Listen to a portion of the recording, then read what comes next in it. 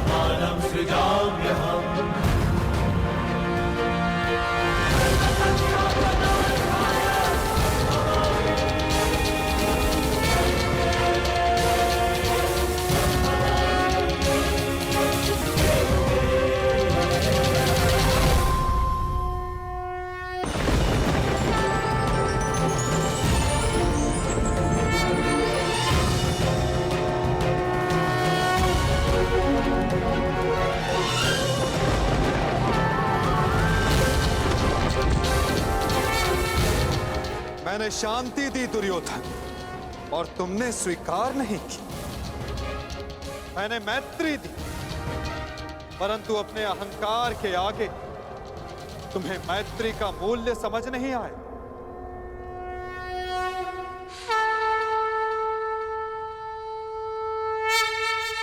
मैं प्रेम लाया था परंतु तुमने युद्ध मांगा दुर्योधन। तो सुनो, अब युद्ध होगा।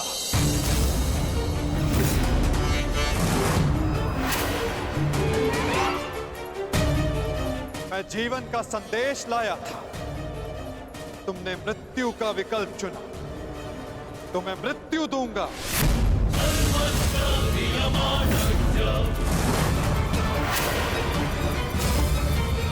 तुम्हें अनुमान नहीं दुर्योधन कि यह युद्ध कितना भयंकर होगा। महासंहार होगा, पापियों के प्रत्येक भागीदार का अंत होगा ये महाभारत।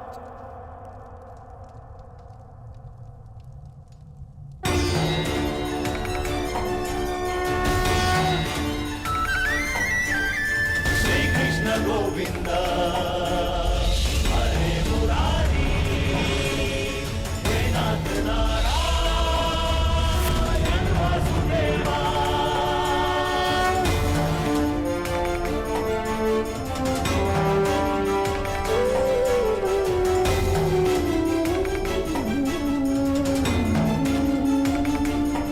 अश्वत्थामा, हे नाथ नारायण वासुदेवा, श्री कृष्ण गोविंद हरे मुरारी, हे नाथ नारायण वासुदेवा, श्री कृष्ण गोविंद हरे मुरारी। बाण संधान करो पार्थ, मुक्त करो राधे को। हरे मुरारी, हे नाथ नारायण वासुदेवा, श्री कृष्ण गोविंद हरे मुरारी, हे नाथ नारायण वासुदेवा। सभा में इतनी शांति क्यों है? कोई बताएगा मुझे आखिर हो क्या रहा है? सत्य देखने के लिए तन के दृष्टि की नहीं, मन के दृष्टि की आवश्यकता होती है धृतराष्ट्र। नियति ने तुम्हें दृष्टि नहीं परंतु आज इस क्षण के लिए मैं तुम्हें दृष्टि देता हूं। कदाचित तन की दृष्टि से देखकर तुम मन की दृष्टि का सत्य समझ पाओ धृतराष्ट्र।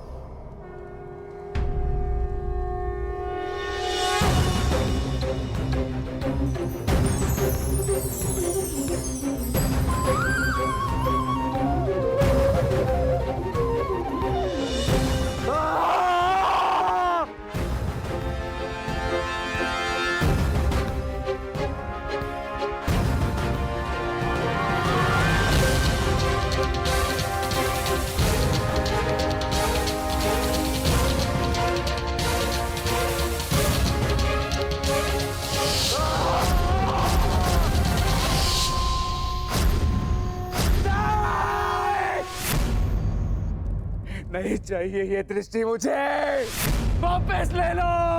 ये क्या अनर्थ दिखा दिया मुझे। वासुदेव, ले लो, वापस ले लो।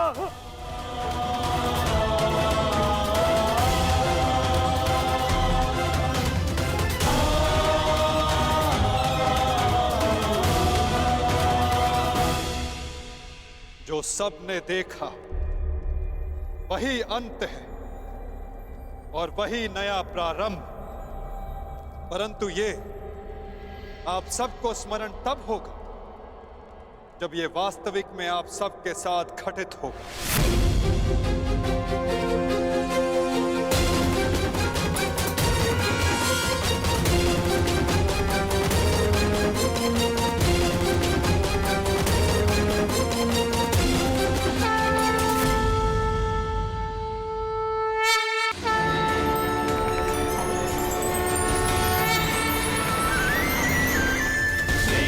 गोविंद हरे मुरारी हे नाथ नारायण वासुदेवा। श्री कृष्ण गोविंद हरे मुरारी हे नाथ नारायण वासुदेवा। मैं वासुदेव इस महायुद्ध, इस महाभारत की घोषणा करता हूं।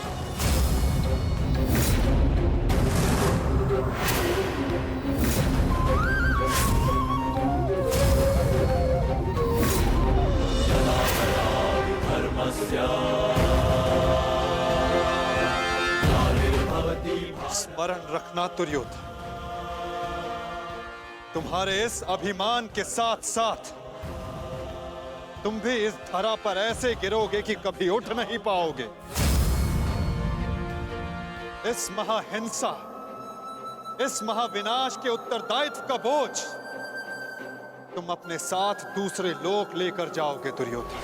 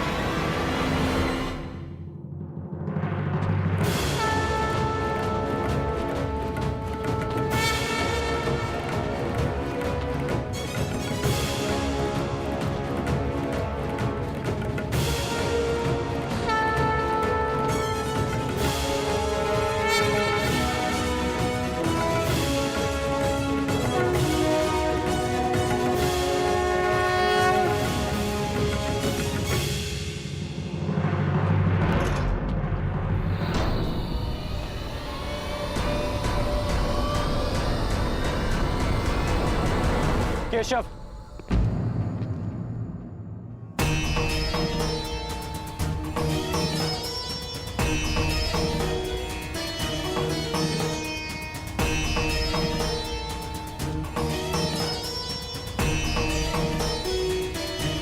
मुझे सदा से भान था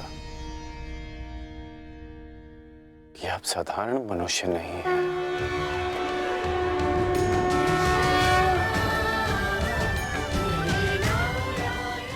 परंतु आज जो मैंने देखा उसके पश्चात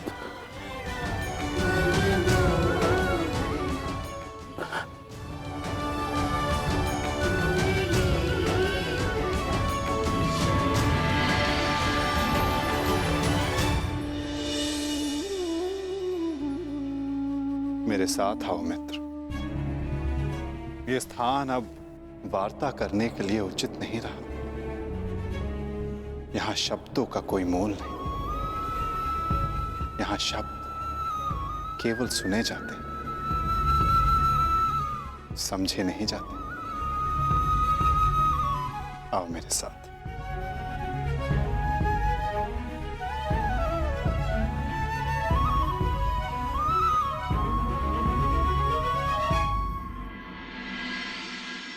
केशव,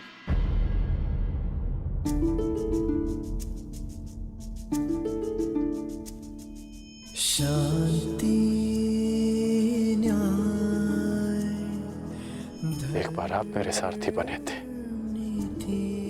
आज ये गौरव मुझे दीजिए केशव। बुद्धि कर तुम्हें सारथी के रूप में पाकर गौरवान्वित तो मैं हो जाऊंगा मित्र। कृष्णा कहो या कर्ण कहो, है दोनों एक समान। ठीक है। कृष्णा कहो या कर्ण कहो, है दोनों एक समान।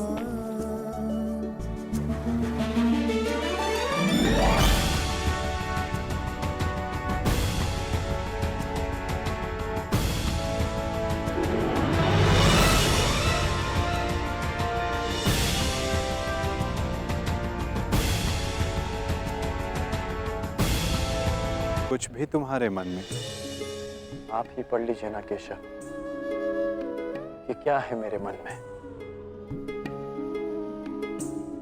मैं तुम्हारा मन पढ़ सकता हूं मित्र, परंतु जैसे कि मैंने पहले भी कहा था, मुझे तुम्हारे मुख से सुनना अच्छा लगता है। अब कह भी दो मित्र, क्या है तुम्हारे मन में? इस समय जो मेरे मन में चल रहा है वो ये है कि आपने मुझे पांडवों के पक्ष में आने का प्रस्ताव दिया था। हाँ, और तुमने उस प्रस्ताव को अस्वीकार कर दिया था। हाँ,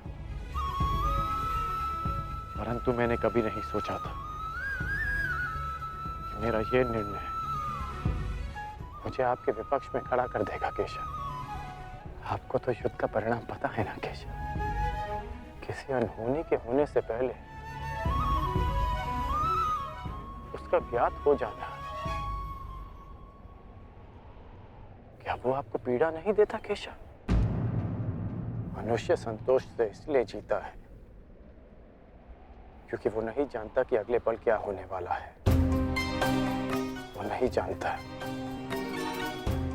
कि वो जीवित रहेगा या वो मर जाएगा। परंतु यदि उसे ज्ञात हो जाए कि अगले पल क्या होगा या वो कब मर जाएगा, तो आपको नहीं लगता कि उसके आने वाले पल भय और चिंता में बीतेंगे?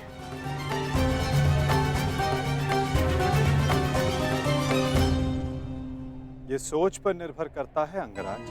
यदि मनुष्य को अपना अंत ज्ञात हो तो हर वो क्षण जिसे हम व्यर्थ करते हैं, उन क्षणों को जिया भी जा सकता है। इस नदी को देख रहे हो? इस बहती नदी को पता है कि अंततः इसे सागर में जाकर मिल जाना। अधिक ज्ञान पीड़ादायी नहीं होता मित्र। अधिक ज्ञान उचित निर्णय लेने में सहायता करता है।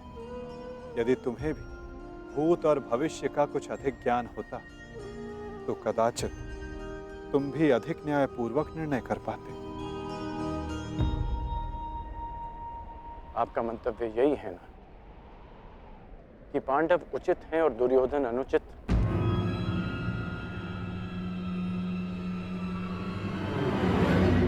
क्षमा कीजिएगा, परंतु मैं आपकी इस बात से सहमत नहीं हूं।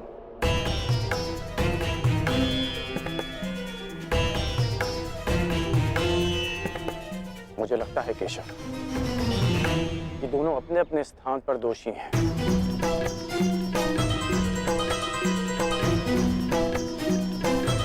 और इसी कारण से दोनों अपनी अपनी दृष्टि में निर्दोष और सही हैं। यदि दोनों ही दोषी हैं, तो तुम निष्पक्ष क्यों नहीं हो जाते मित्र? क्योंकि मुझे लगता है कि दुर्योधन युधिष्ठिर से कहीं अधिक सक्षम शासक सिद्ध होगा। इतने अधर्म करने के पश्चात भी? हाँ, क्योंकि वो युधिष्ठिर की भांति धर्मराज होने का ढोंग नहीं करता। आप ही बताइए केशव कि जिसने स्वयं की पत्नी को दांव पर लगा दिया हो,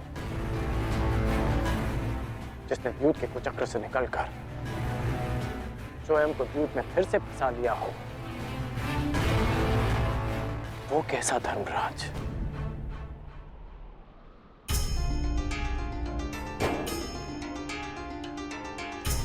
युधिष्ठिर की असमर्थता के कारण। राजकुमार युधिष्ठिर, मेरे शौंड की रक्षा कर लीजिए। मेरा अनुज क्यों मृत्यु की भेंट चढ़ गया?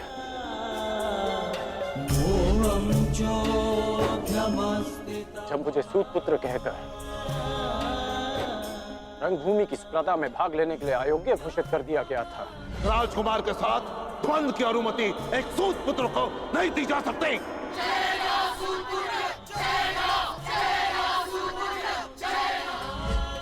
तब भी धर्मराज का धर्म मौन था।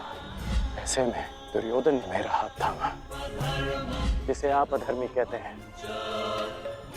आज मैं अंगराज हूं, परिवर्तन के लिए खड़ा हूं,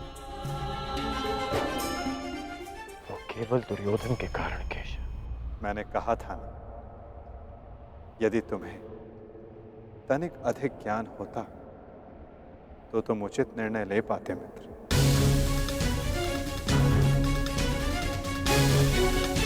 मैं समझा नहीं। तुम सदा स्वयं को सूतपुत्र समझते आए होकर, और यदि तुम्हारा ये ज्ञान मिथ्या हुआ तो? मिथ्या? हाँ कर, क्योंकि तुम्हें तो पता ही नहीं कि तुम वास्तव में हो कौन। मुझे ज्ञात है कि मैं कौन हूं, और मुझे गर्व है कि मैं अधिरथ पुत्र कर्ण हूं, राधे पुत्र कर्ण हूं, सूत पुत्र कर्ण हूं।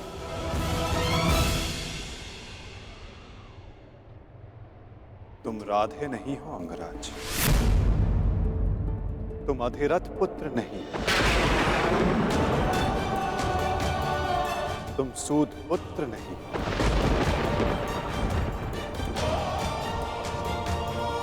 तुमने कभी ये नहीं सोचा कर्ण कि एक सूत पुत्र के शरीर पर दिव्य स्वर्ण से मड़ित कवच और कुंडल क्यों है?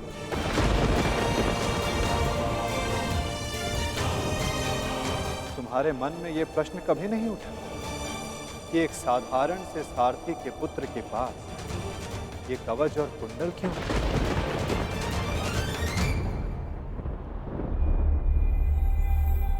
क्या तुम ये सोचकर कभी व्याकुल नहीं होते कर्ण कि तुम शेष से इतने भिन्न क्यों हो?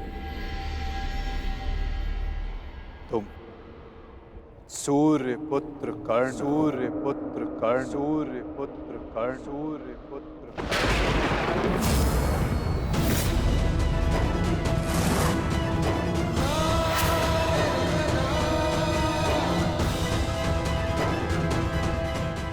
स्वयं सूर्य नारायण के अंश हो तुम कर्ण।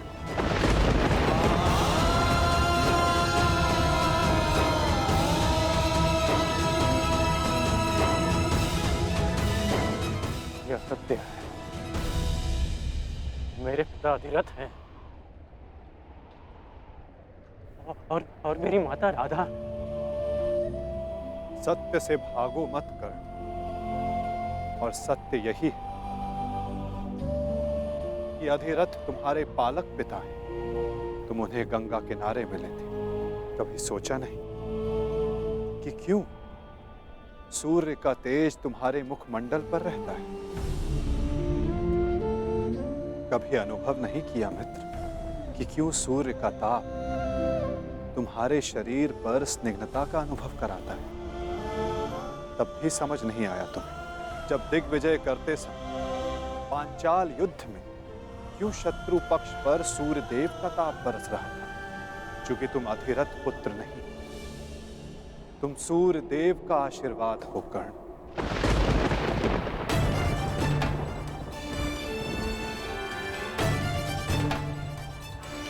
यदि मैं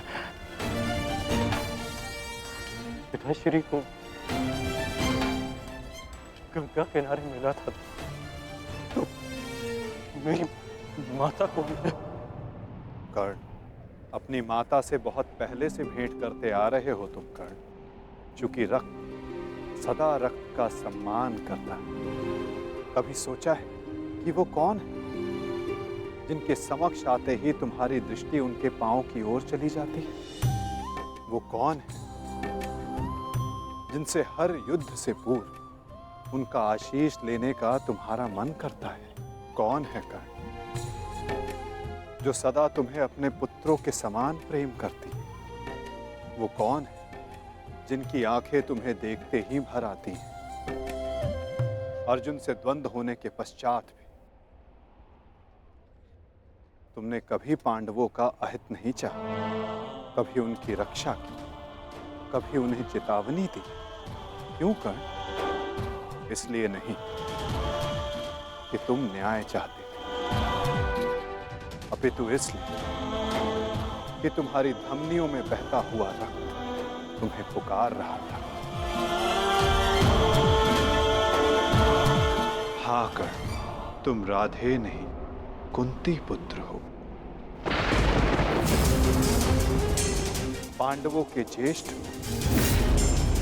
हाँ कर्ण, बुआ कुंती ही तुम्हारी माता है और तुम उनके ज्येष्ठ पुत्र।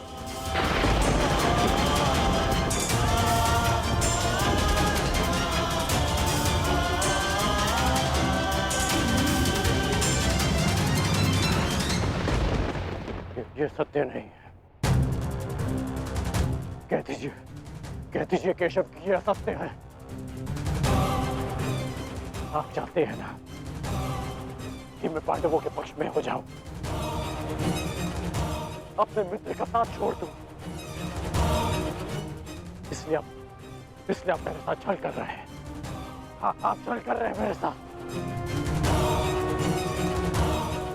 यदि मेरा कथन तुम्हें छल लगता है मित्र, तो जाओ स्वयं उनसे जाकर पूछो जिनके नाम से तुम संसार को अपना परिचय देते। भद्र, अधिरथ और देवी राधा से जाकर पूछ लो।